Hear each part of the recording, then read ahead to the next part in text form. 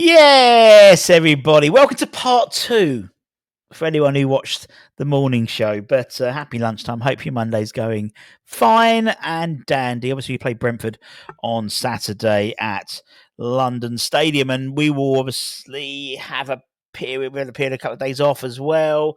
We spoke about that, but also spoke about what we've got. Yeah, now we've got a few months left, but the planning now starts for the summer, and so we've been obviously linked with a load of players. But why talk about Romans? Because we can't. We've got to hit the ground running. We've seen, particularly last summer, the detrimental effect of not starting the ground running. It's a bit different as well because Lopetegui came in and that type of thing, whereas Potter's already had sort of 6-7 months, under his belt at West Ham before starting sort of the summer transfer window. However, I suggest, and I am suggesting, that we don't have all the blocks to have a successful summer just yet in terms of the right pieces of the puzzle. And that's because I don't think, well, actually, I think rather, we need someone above Potter, someone above Kieran McCauley to do the business side of the transfer side. You can identify players, which is what Carl does.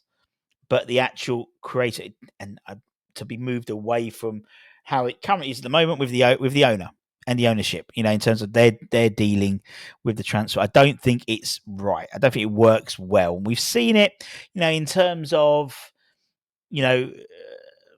talk about Tim Stein all you want, but the man would get deals done. Now, whether they've been identified by certain players, that's not for me to talk about. But actually, getting a deal done, I mean, Kudus, Alvarez, and people go, "Oh, well, he wasn't identified." I'm not saying about being identified, but what I'm saying is, getting the deal done.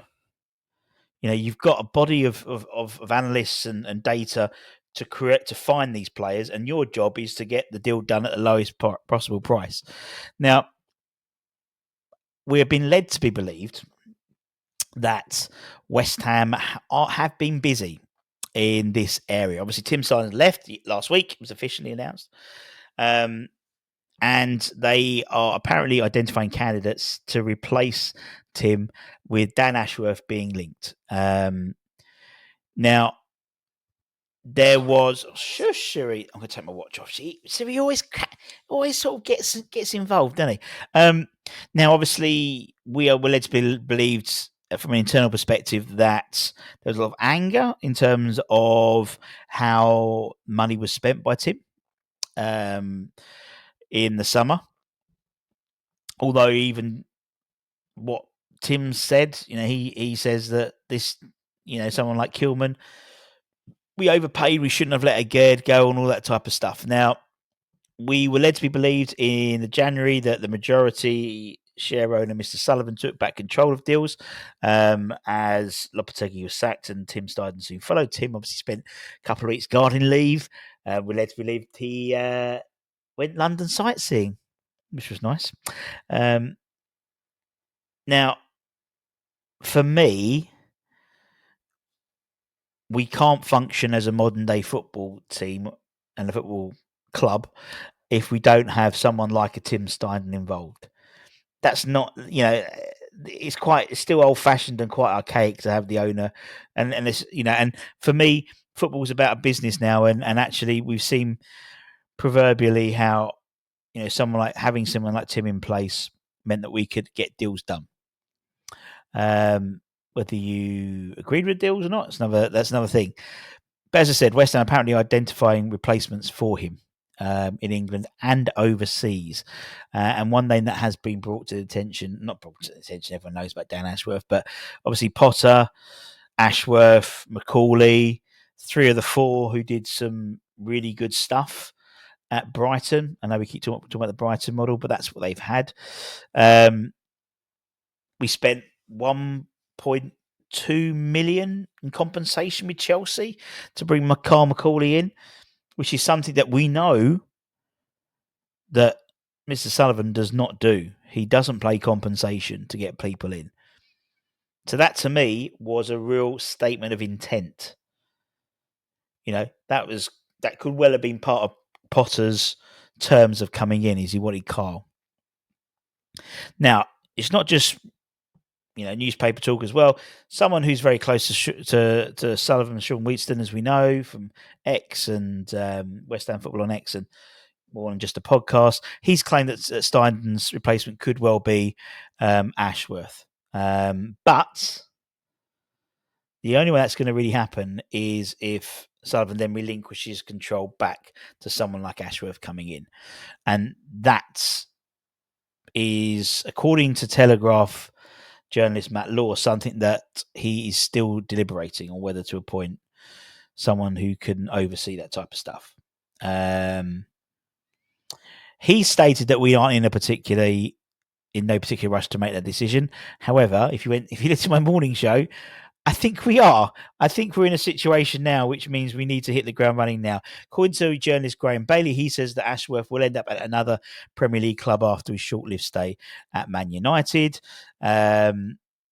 And he mentioned that the one thing he was told is that McCauley's more of an analyst in terms of targeting than the actual recruiting of players, which does sort of contradict. I think Potter said that McCauley was coming to be head of recruitment, but it's more about recruiting the right guy rather than getting the business bit done. So these are who we should recruit, not necessarily I'm going to go out and buy them. That makes sense. And I think if we utilise him correctly, as well as Maximilian Kahn, who apparently the two of them working very well together at the moment, then I think that is going to be a real difference and a real game changer for West Ham.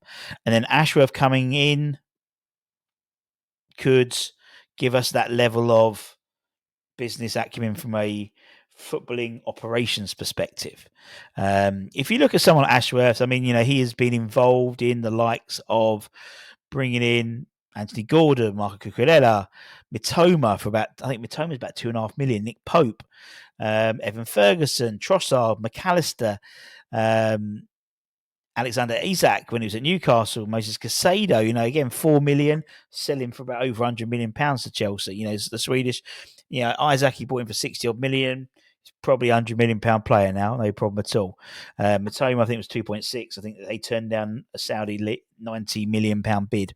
So that's what we want, whereas I think there was always an assumption of the involvement of Tim Steiden in the success story that was by Leverkusen, but he was one of many where as I said, Ashworth has a track record. He has a track record being involved in the process.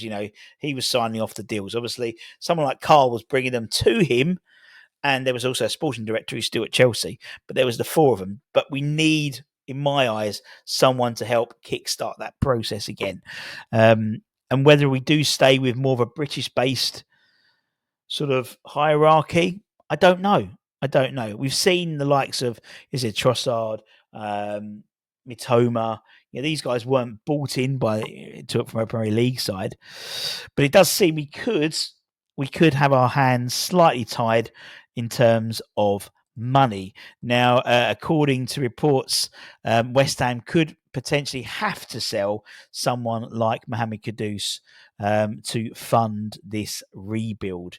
He's, obviously we signed him in the summer 2023 under Tim Steiden, obviously, but could well have been identified by Mark Noble beforehand. That's the thing.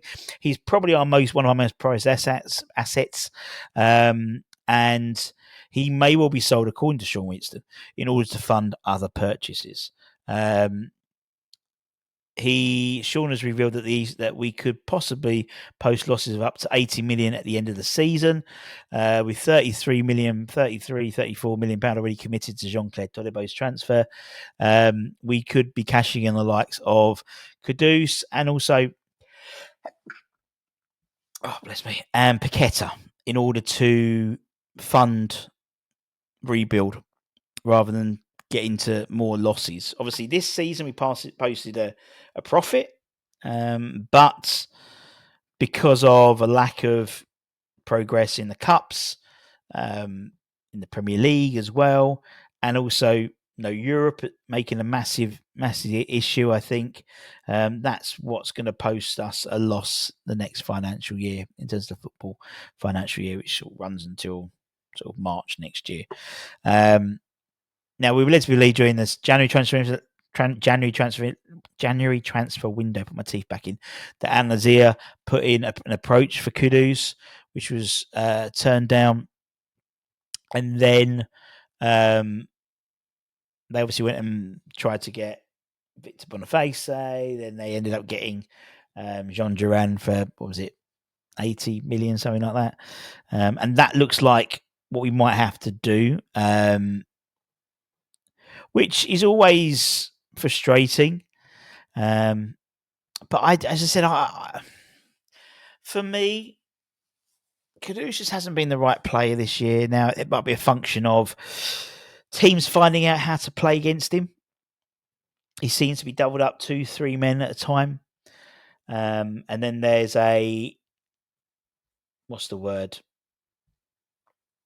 Not a panic, but there's a desire to make the ball work when he has it, because he knows he might not get it because he's so well sort of man marked. It might be a factor of, this year, until obviously Potter coming in, he was sort of put in on the left hand side. He was made to track back. Potter's come in now and sort of playing him more as a 10, sort of 10, and then a right wing, drifting out. As I said this morning, he's, there's no denying he's got power, he's got pace. I think sometimes his decision making lets him down a little bit, if I'm being honest. I love him. He's a really good player. He gets me off my seat. He's someone who's power and he's pacey and he scares defenders, but just seems at times that it's one too many passes, one too many runs with the ball. And it might be that we have to cash in on them. I mean, and it's a shame. I always thought we've done well to keep him. Really, there was in the summer there was potential for him to move. When obviously his release clause came in, but no one went in for him, which maybe would have suggested that it's a bit too high for Suitors coming in. He came off a really good season. I don't know. In all honesty, I can see someone like Lucas moving on. As I said this morning, it was almost like he could move on and probably go back to Brazil. When the outcome of the fact that they've been moving the hearing date more and more, to me, suggests they're just still scrabbling around for some evidence. And as I said, it was reported over the weekend that his agent was at Flamengo talking about a potential deal. We've been led to believe there's been several other, conversations, with Brazilian clubs and Lucas's people. We'll see if that's true or not. But I don't mind them being sold, but it's how the money's then reallocated. I think we did a decent job with the Declan Rice money, in all honesty. Reasonably decent job with that. And if you do get £85 million for Kudus, how's that reallocated? Clearly for me, I still think of that sort of forward area, particularly if we don't end up buying Evers and Ferguson, for example. That needs addressing. I still think the defence needs at least one centre half. Maybe it could be a returning Aged. Who knows? We'll talk about that Hammond's headlines. And the goalkeeper situation as a minimum. But as we sort of went through the players that were potentially leaving, it could be 6 or 7 at least, I think, could be shown the door with contracts finishing and stuff like that. Yes, we've got kids that move up. Got to think of returning George Earthy, or returning Freddie Potts. That would boost our numbers. But in terms of getting that quality as well, that rather than the potential, I think you need a mixture of both. You need potential. We bought players on potential who we've known, and it's been quite clear that we're not going to be bringing them into the first team as such, from day dot in terms of 𝙍𝙀𝙋, but the fans demand that he plays. Why hasn't he played? Because he's, we paid £25 million for him. Well, that was basically in case this bloke, no, I can't do it. This bloke here leaves. And that's always been the case.